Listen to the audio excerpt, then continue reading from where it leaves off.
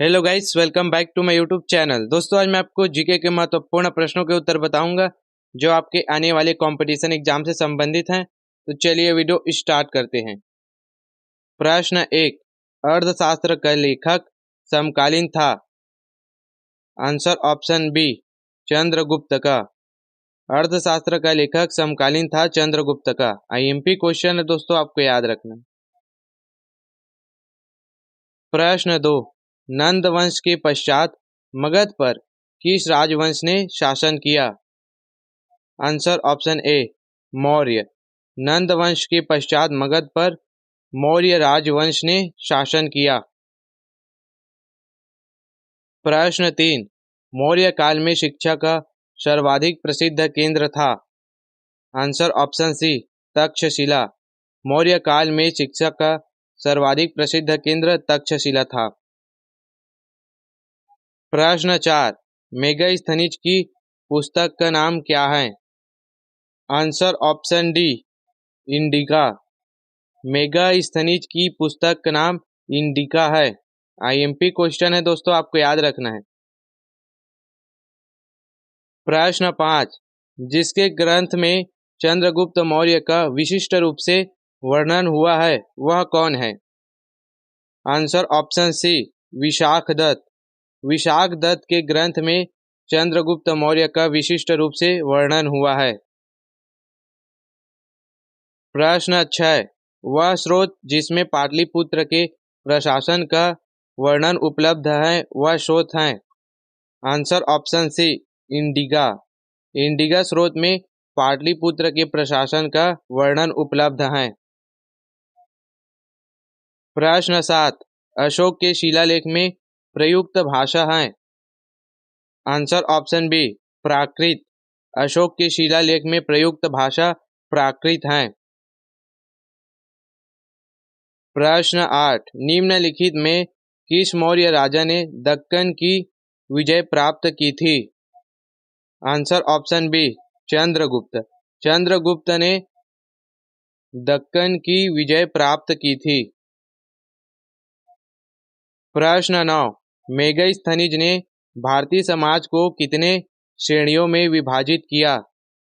Answer option D, 7।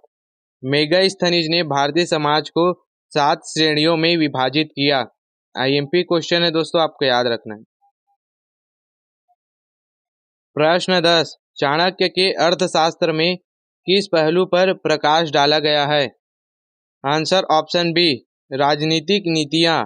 राजनीतिक नीतियां पर चाणक्य के अर्थशास्त्र में प्रकाश डाला गया है। मोस्ट आईएमपी क्वेश्चन है दोस्तों, आपको याद रखना है। इसको कंपटीशन एग्जाम में पूछे ही जा सकते हैं। प्रश्न 11। निम्न में से कौन सा क्षेत्र अशोक के साम्राज्य में सम्मिलित नहीं था? Answer option C, Sri Lanka. Sri Lanka Ashoka के क्षेत्र में सम्मिलित नहीं था। प्रश्न 12। पाटलिपुत्र को किस शासक ने सर्वप्रथम अपनी राजधानी बनाई? आंसर ऑप्शन ए, चंद्रगुप्त मौर्य। पाटलिपुत्र को चंद्रगुप्त मौर्य ने सर्वप्रथम अपनी राजधानी बनाई। प्रश्न 13। पाटलिपुत्र में स्थित चंद्रगुप्त का महल मुख्यतः किससे बना था? आंसर ऑप्शन बी, लकड़ी का। पाटलिपुत्र में स्थित चंद्रगुप्त का महल मुख्यतः लकड़ी से बना था। आईएमपी क्वेश्चन है दोस्तों, आपको याद रखना है। प्रश्न 14। बराबर की गुफाओं का उपयोग किसने आश्रय गृह के रूप में किया? आंसर ऑप्शन ए, आजीविकों ने। आजीविकों ने बराबर की गुफाओं का उपयोग आश्रय गृह के रूप में किया। प्रश्न 15। प्रथम भारतीय साम्राज्य स्थापित किया गया? Answer option C, Chandragupta Maurya द्वारा। प्रथम भारतीय साम्राज्य स्थापित चंद्रगुप्त मौर्य द्वारा किया गया। आईएमपी क्वेश्चन है, आपको याद रखना है। प्रश्न 16। अरुणाचल में अशोक का एक शिलालेख कहाँ स्थित है? Answer option B, Kalsi. इसमें कालशी में।